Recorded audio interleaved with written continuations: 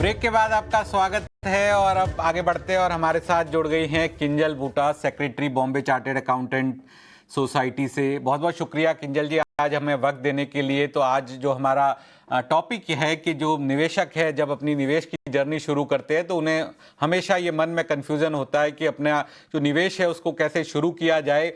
तो आइडियल क्या सलाह दी जाती है जो निवेशक को जब अपनी निवेश की जर्नी शुरू कर रहा है, तो कितना पैसा उन्हें म्यूचुअल फंड में लगाना चाहिए, कितना पैसा डेट इंस्ट्रूमेंट में लगाना चाहिए, कितना पैसा अगर वो रियल एस्टेट में लगाना चाहिए? तो क्या इसका कोई एक फॉर्मूला है जो आप अपने क्लाइंट्स को सजेस्ट करते हैं या फिर ये फॉर्मूले को देखकर ही निवेश की जर्नी शुरू करनी चाहिए? हाँ जी। देखिए, इन्वेस्टमेंट करने के लिए जब हम ये एडवाइस करते हैं तो वो कम्प्लीटली जो हमारे क्लाइंट है या जो भी निवेशक है उनके रिस्क एपेटाइट और उनके फाइनेंशियल कंडीशंस के हिसाब से है। कितना फंड्स उनके पास है और कितना उनका रिस्क एपेटाइट है। जैसे करके अगर सीनियर सिटीजन हमारे इन्वेस्टर्स है तो ज्यादातर हम फिक्स डिपॉजिट्स, बिकॉज वो रिस्क कवर्स होते हैं, ज्यादा रिस्क लेना नहीं चाहते हैं।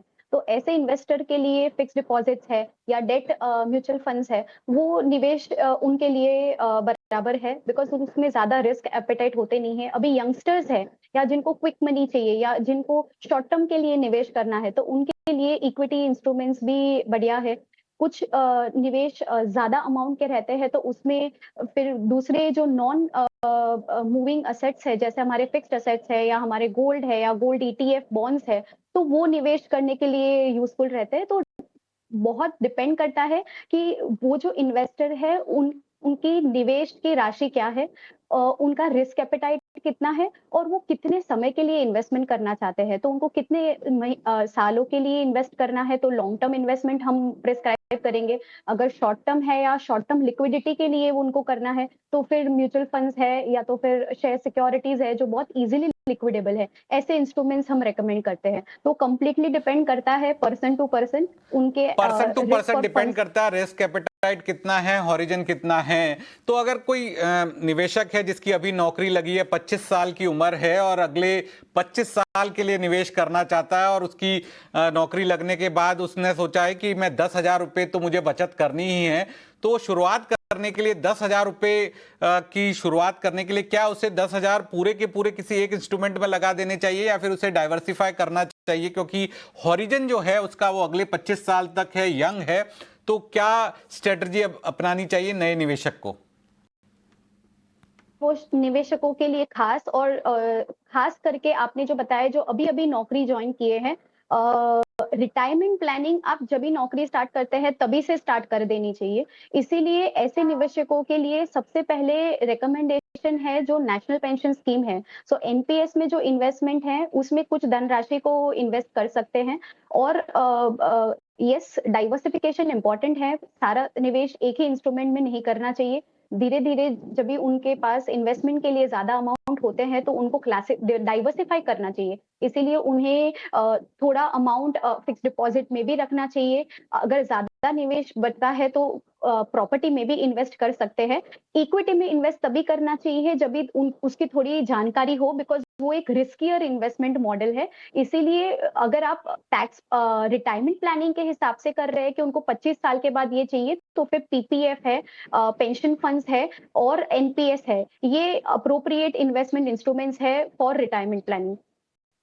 क्या परसेंटेज आप बता सकती है हमारे दर्शकों को, कितना परसेंटेज जो है, अगर जो हमने उदाहरण लिया 10,000 वाला ही, तो उसमें कितना परसेंटेज आपको एनपीएस में, पीपीएफ में या फिर इक्विटी में डालना चाहिए? उस परसेंटेज के हिसाब से आपको अपनी निवेश की जर्नी शुरू करनी चाहिए। देखिए अगेन उनके रिस्क के हिसाब से, बिकॉज यंगस्टर्स आजकल जो है ज्यादा रिस्क कवर्स नहीं है, उनको फास्ट मनी चाहिए, तो उसके हिसाब से परसेंटेज का जो मॉडल है वो चेंज होगा। लेकिन अगर हम कह सकते हैं कि कोई ऐप परसेंटेज रहेगा तो प्रोबेबली अगर 10,000 है तो उसमें से शायद 50% जो है वो आप एनपीएस में इन्वेस्टमेंट कर सकते हैं, जो आपको बाद में मिल सकता है। आप थोड़े परसेंटेज अराउंड 10 to 15% आप पीपीएफ में भी इन्वेस्ट कर सकते हैं। पीपीएफ में तो मिनिमम अमाउंट 500 रुपीज है पर ईयर, तो आप उसमें भी इन्वेस्ट कर सकते हैं। और बाकी का जो अमाउंट है, या तो आप एफडी में इन्वेस्ट कर लीजिए, या तो फिर आप इक्विटी में अगर ट्राई करना चाहते हैं तो थोड़ा इक्विटी में, और इक्विटी जितना रिस्की नहीं चाहिए तो आप एसआईपीज भी कर सकते हैं। 1000 टू 2000 रुपीज के एसआईपी अगर मंथली बेसिस पे करेंगे तो वो भी अच्छा एक प्लान है इन्वेस्टमेंट के लिए। तो टैक्स लायबिलिटी किस तरह से, क्योंकि आजकल निवेशकों को टैक्स रेट जो है इनकम टैक्स की उसका भी ध्यान रखना होता है, तो एफडी और आपने इक्विटी फंड के बारे में बताया, इक्विटी म्यूचुअल फंड में निवेश कर सकते हैं, तो दोनों में टैक्स का डिफरेंसेस क्या आएगा? अगर आप एक एफडी में इन्वेस्ट करते हैं तो एफडी में तो जो इंटरेस्ट आपका जो है उसके ऊपर आपको इंटरेस्ट लगेगा एज पर आपका स्लैब रेट। तो अगर आप 10% या 15 या 12% के स्लैब रेट में आते हैं तो वो स्लैब रेट के हिसाब से आपके जो एफडी का इंटरेस्ट है उसके ऊपर आपको टैक्स भरना पड़ेगा। एफडी में ये भी है कि अगर आपका इंटरेस्ट अमाउंट पूरे साल में 10,000 से ज्यादा है तो टैक्स गवर्नमेंट ही विथहोल्ड कर लेगी। आपकी जो बैंकिंग अथॉरिटी है वही टीडीएस डिडक्शन कर लेगी और उसके बाद आपको नेट अमाउंट मिलेगा जो एफडी का इंटरेस्ट अमाउंट है। और एफडी के प्रिंसिपल पे तो कोई टैक्स नहीं है, जब भी वो आप रिटर्न आपको मिल जाएगा तभी। और इक्विटी में अगर आप कर रहे हैं तो इक्विटी में आपका टैक्स लगेगा कि आपने वो इन्वेस्टमेंट को शॉर्ट टर्म रखा है कि लॉन्ग टर्म। तो अगर लिस्टेड सिक्योरिटीज है जो हम इक्विटी की बात कर रहे हैं, तो अगर 12 महीने से ज्यादा अगर आप होल्ड कर रहे हैं वो इन्वेस्टमेंट को और उसके बाद आप बेच रहे हैं तो आपको 12.5% का टैक्स लगेगा। उसके कम रख रहे हैं तो आपको शॉर्ट टर्म कैपिटल गेन्स लगेगा जो 20% के ऊपर है। अभी रेट चेंज हो गए, फाइनेंस बिल 24 में बजट में चेंज हो गया था, तो वो शॉर्ट टर्म पे 20% है, लॉन्ग टर्म पे 12.5% है।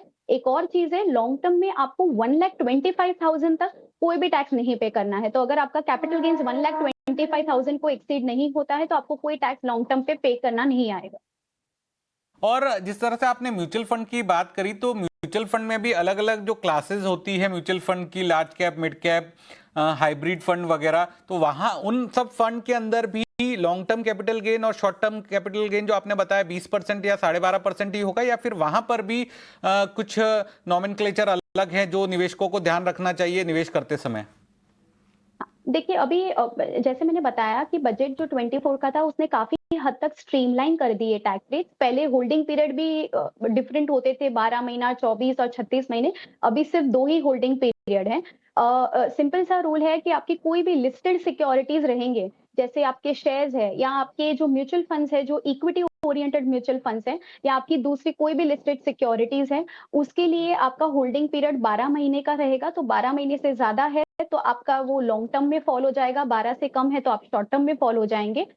और अगर अनलिस्टेड सिक्योरिटीज है उसके लिए आपका जो होल्डिंग पीरियड है वो 24 महीने का रहेगा। जैसे अगर आप गोल्ड में इन्वेस्ट कर रहे हैं, फिजिकल गोल्ड में इन्वेस्ट कर रहे हैं या प्रॉपर्टी में इन्वेस्ट कर रहे हैं, तो उसमें आपका 24 मंथ्स का होल्डिंग पीरियड है। टैक्स रेट कॉमन रख दिया है, तो टैक्स रेट शॉर्ट टर्म के लिए आपका अगर लिस्टेड सिक्योरिटीज है तो 20% रहेगा। अगर नॉन लिस्टेड सिक्योरिटीज है तो आपका short term capital gain slab rate से हिसाब से रहेगा। और लॉन्ग टर्म में आपका फिक्स है 12.5% लिस्टेड सिक्योरिटीज पे। और हाइब्रिड फंड में अगर किसी निवेशक ने निवेश किया है तो वहां पर किस तरह से शॉर्ट टर्म और लॉन्ग टर्म कैपिटल गेन लगेगा?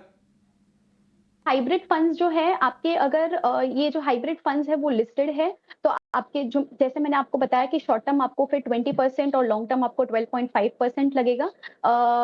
अगर हाइब्रिड में आपके जो इक्विटी ओरिएंटेड जो मैंने आपको बताया कि अगर वो 90% से कम रहेगा तो फिर वो आपके डेट या हाइब्रिड फंड्स में फॉल हो जाएंगे। तो फिर उसमें आपको 24 मंथ्स का जो डेडलाइन है वो आपको कंसिडर करना है। अनलिस्टेड के लिए आपको 20% का टैक्स रेट लगेगा। और स्लैब रेट, जो नॉर्मल स्लैब रेट आपका जो इनकम टैक्स का है वो स्लैब रेट लगेगा अगर आपका ये फंड शॉर्ट में आप सेल कर रहे हो तो, यदि 2 साल के अंदर आप सेल कर रहे हो तो। ये जो आपने बताया, मैं थोड़ा सा क्लैरिटी चाहूंगा। जो हाइब्रिड फंड है वो म्यूचुअल फंड कैटेगरी में ही आएगा, तो अनलिस्टेड से किस तरह से टैक्स स्लैब चेंज होगा इसमें? देखिए हाइब्रिड हाइब्रिड फंड्स में जो आपके है जो टैक्स रेट जब भी इनकम टैक्स में होते हैं तो वो आपके लिस्टिंग के हिसाब से उन्होंने जो डेफिनेशन दिए हुए हैं। इसीलिए अगर हाइब्रिड फंड्स आपके आप अगर स्टॉक मार्केट थ्रू ही इन्वेस्ट कर रहे हैं उसको, तो आपके वो लिस्टेड सिक्योरिटी सिक्योरिटीज में आ जाएंगे। कुछ कुछ फंड्स जो है या कुछ कुछ यूनिट्स है, अगर वो अनलिस्टेड सिक्योरिटीज में आ जाते हैं, ऑफ द मार्केट वो आ जाते हैं, तो फिर आपको वो 24 मंथ्स का जो मैंने आपको बताया वो आपको करना पड़ेगा। एज सुन एज आप 24 मंथ्स में चले जाते हैं, आपको नॉर्मल स्लैब रेट में आप चले जाते हैं। तो अगर ये सारे फंड्स अगर आप लिस्टेड है थ्रू द मार्केट आप उसको कर रहे हैं निवेश, तो फिर आपके स्टैंडर्ड टैक्स रेट जो मैंने आपको बताया है कि शॉर्ट टर्म के आपके जो 20% के टैक्स रेट्स है और 12.5% के टैक्स रेट्स है, तो वही आपको अप्लाई होंगे। तो ज्यादातर केसेस में आपको वही टैक्स रेट्स अप्लाई होंगे। कुछ ही फंड्स में जो अनलिस्टेड वाले हैं उसमें आपको डिफरेंशियल टैक्स रेट फॉल आ जाएगा। बिल्कुल। आजकल कई सारे जो निवेशक हैं वो म्यूचुअल फंड में निवेश कर रहे हैं, लेकिन उसके अलावा गोल्ड ईटीएफ, सिल्वर ईटीएफ में भी निवेश कर रहे हैं, और हमने देखा है कि गोल्ड ईटीएफ में निवेशकों को रिटर्न भी काफी अच्छा मिला है। तो अगर उस रिटर्न को ऊपर प्रॉफिट बुकिंग की जाती है तो वहां पर क्या टैक्स लायबिलिटी आएगी? देखिए, गोल्ड ईटीएफ जो है वो भी आपके अभी सिक्योरिटीज में ही है, आपके जो नॉर्मल सिक्योरिटीज है, तो उसमें भी वो लोग मैंने आपको भी बताया कि अभी वो लोग ने स्ट्रीमलाइन कर दिए हैं। तो आपको जो जैसे आप कोई भी इंस्ट्रूमेंट को शॉर्ट टर्म और लॉन्ग टर्म के बीच में आप डिसाइड कर रहे हैं, आप अगर 2 साल से ज़्यादा उसको रख रहे हैं, तो फिर वो आपके लॉन्ग टर्म में हो जाएँगे फॉल, और लॉन्ग टर्म के हिसाब से टैक्स रेट्स लगेंगे। तो अभी उनको भी स्ट्रीमलाइन हो गया है। गोल्ड ईटीएफ का टैक्सेशन और गोल्ड का फिजिकल गोल्ड का टैक्सेशन, उसमें डिफरेंस सिर्फ इतना है कि ईटीएफ है जो आपके इक्विटी लिंक्ड है, आपके ट्रेडेड सिक्योरिटीज है, और गोल्ड जो फिजिकल गोल्ड आप परचेज करते हैं वो उसको आप 24 मंथ्स के लिए ड्यूरेशन में देख पाएंगे, और गोल्ड ईटीएफ को आप 12 मंथ्स के ड्यूरेशन में देख पाएंगे। तो उतना ही डिफरेंस है फिजिकल और गोल्ड ईटीएफ में। बाकी वो आपके लिस्टेड सिक्योरिटीज के हिसाब से ही आपको ध्यान में रखना है, और उसी हिसाब से आपको उसको लॉन्ग टर्म या शॉर्ट टर्म के हिसाब से कंसिडर करके रेलेवेंट टैक्स रेट अप्लाई करना है। तो मैम, जो गोल्ड और गोल्ड ईटीएफ में टैक्सेशन में ये डिफरेंस है कि गोल्ड ईटीएफ में 12 महीने से ज्यादा का ड्यूरेशन हुआ तो लॉन्ग टर्म कैपिटल गेन लगेगा, और गोल्ड फिजिकल गोल्ड जो है वहां पर 2 साल से ज्यादा होल्डिंग है तब लॉन्ग टर्म कैपिटल गेन लगेगा। क्या ये अंडरस्टैंडिंग सही है? हाँ जी, ये अंडरस्टैंडिंग करेक्ट है। मैम, आखिर में मैं आपसे समझना चाहूंगा, रियल स्टेट से जुड़ा हुआ निवेश है तो वहां पर अभी रियल स्टेट में अगर किसी ने निवेश किया है और वहां पर कमाई होती है, कैपिटल गेन होता है, तो किस तरह से टैक्सेशन लगता है? कि रियल एस्टेट में अभी काफी एक चेंज आया है। 23 जुलाई 2024 जो अपना बजट आया था, वो एक कट ऑफ का डेडलाइन है जो सबको ध्यान में रखना है for real estate taxation. Real estate के लिए भी होल्डिंग पीरियड क्लैरिफाई करना चाहूंगी। रियल एस्टेट के लिए होल्डिंग पीरियड आपका 24 मंथ्स का रहेगा।